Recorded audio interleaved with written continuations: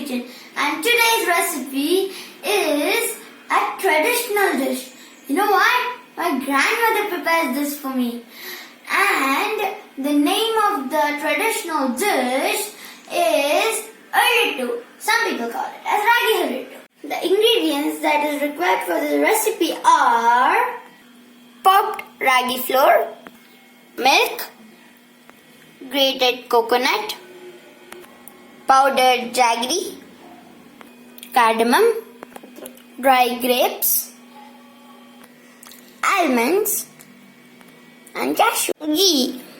I have mixed all these ingredients in this bowl, and I'm adding a little bit milk and mixing it.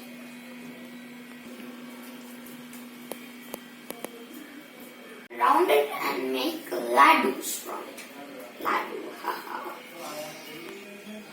Hurihittu is ready. Now I garnish it with cashews. Now Ragi Aralhittu is ready to serve.